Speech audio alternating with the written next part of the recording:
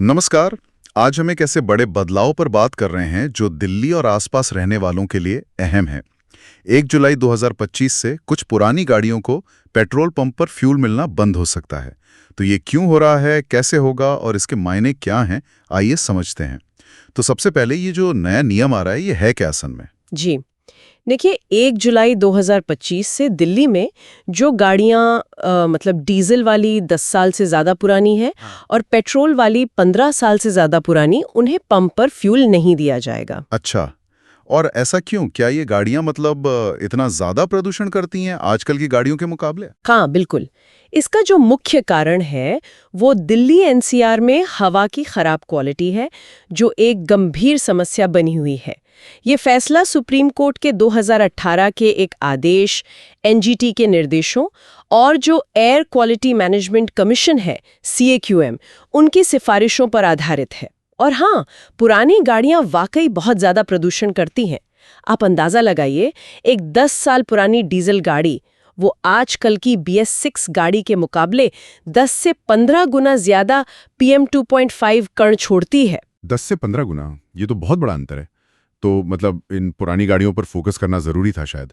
आपने BS6 का जिक्र किया, ये क्या है, एक बार संक्षेप में बताएंगी? जी, BS6 यानी भारत स्टेज एमिशन स्टैंडर्ड्स। ये गाड़ियों से निकलने वाले धुएं में जो पोल्यूटेंट्स होते हैं, उनकी लिमिट तय करते हैं। BS6 सबसे लेटेस्ट और सबसे सख्त मानक है। इससे प्रदूषण कम रखने में मदद मिलती है।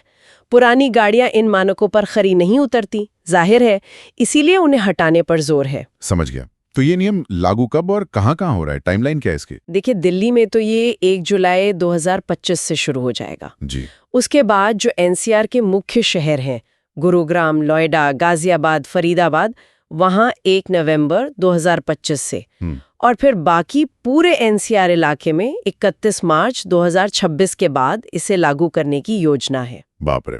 सिर्फ दिल्ली में ही कह रहे हैं कि 9 लाख से ज्यादा गाड़ियां हैं जो इस एज लिमिट से ज्यादा पुरानी हैं। ये तो सिर्फ दिल्ली का आंकड़ा है, पूरे एनसीआर में तो यह संख्या बहुत बड़ी होगी। अब सवाल ये है कि इसे लागू कैसे करेंगे? क्या पंप पर कोई खड़ा होकर आरसी चेक करेगा? नहीं, वैसे नहीं। इसमें टेक्नोलॉजी का इस्तेमाल किया जा रहा है। जो फ्यूल पंप्स है, वहाँ ऑटोमेटेड नंबर प्लेट रिकॉग्निशन यानी ANPR कैमरास लगाए जाएंगे। ये कैमरास गाड़ी की नंबर प्लेट को स्कैन करेंगे और रियल टाइम में मिनिस्ट्री ऑफ रोड ट्रांसपोर्ट का जो वाहन डेटाबेस है, उससे गाड़ी की उम्र चेक करेंगे। अच्छा। हाँ, और अगर गाड़ी उस तय उम्र से ज्यादा पुरानी पाई गई तो फ्यूल डिस्पेंसर अपने आप लॉक हो जाएगा। किसी को मैनुअली आरसी देखने की जरूरत नहीं पड़ेगी। ये ANPR कैमरे, ये टेक्नोलॉजी कितनी भरोसेमंद है? मतलब मान लीजिए नंबर प्लेट थोड़ी गंदी है या मौसम खराब है या सर्वर डाउन है। हाँ, ये एक प्रैक्टिकल चैलेंज जरूर है। हो सकता है शुरू में कुछ दिक्कतें आएं। अगर सर्वर से तुरंत जवाब नहीं मिला या प्लेट ठीक से पढ़ी नहीं गई तो मुश्किल हो सकती है। इसके साथ साथ public alerts, digital sign board और अवेयरनेस कैंपेन भी चलाए जाएंगे।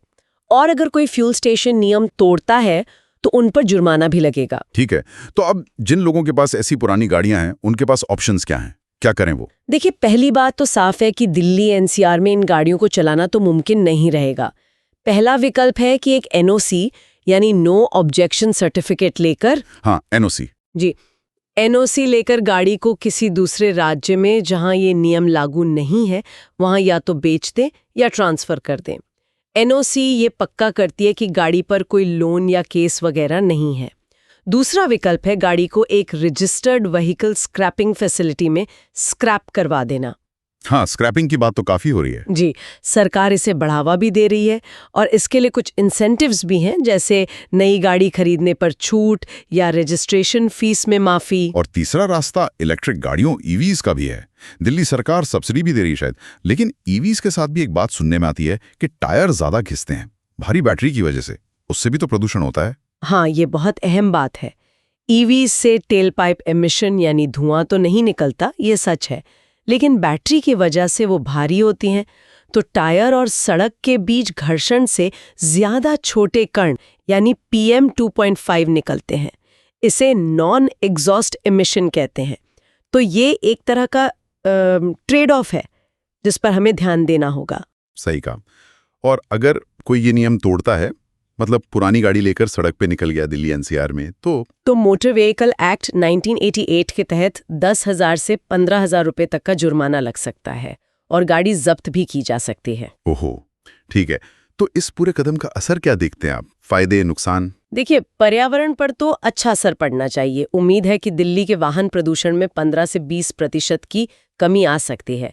लेकिन सामाजिक आर्थिक पहलू भी हैं। जो निम्न मध्यम आय वर्ग के लोग हैं या छोटे ट्रांसपोर्ट ऑपरेटर्स, हाँ, जैसे सब्जी वाले या छोटे टेम्पो वाले, बिल्कुल, उन पर इसका बुरा असर पड़ सकता है, जिनकी रोजी रोटी शायद इसी गाड़ी पर निर्भर हो। ऑटो सेक्टर में खासकर ईवी बनाने वालों को जरूर बढ़ावा मिलेगा। फ्यूल पंप की बिक्री पर शायद थोड़ी कमी आए। और चुनौतियां तो हैं ही, जैसे ANPR सिस्टम में तकनीकी खराबी का डर, लोगों में पूरी जानकारी ना होना, कहीं फ्यूल की ब्लैक मार्केटिंग ना शुरू हो जाए, और स्क्रैपिंग के लिए पर्याप्त इंफ्रास्ट्रक्चर है या नहीं, ये भी एक सवाल है। हाँ, ये सब चुनौतियां तो हैं। तो कुल मिला के बात यह है कि दिल्ली एनसीआर में पुरानी गाड़ियों के लिए ईंधन बंद होने जा रहा है और टेक्नोलॉजी से इसे लागू किया जाएगा। मकसद प्रदूषण कम करना है, पर इसके कई पहलू हैं। लोगों पर असर, विकल्प और नई मुश्किलें। बिल्कुल। और आखिर में एक बात सोचने वाली है। देखिए, गाड़ियों से निकलने वाले धुएं को कंट्रोल करना जरूरी है, पर अगर हम सिर्फ इलेक्ट्रिक गाड़ियों पर ही सारा जोर लगा देंगे तो ये जो नॉन एग्जॉस्ट एमिशन है, जैसे टायर घिसने से होने वाला प्रदूषण, वो नजरअंदाज हो सकता है।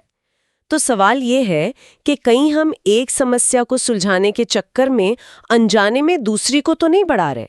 इसके लिए शायद हमें ट्रांसपोर्ट के पर्यावरण पर पड़ने वाले असर को एक ज़्यादा होलिस्टिक, एक संतुलित नजरिए से देखने की जरूरत है।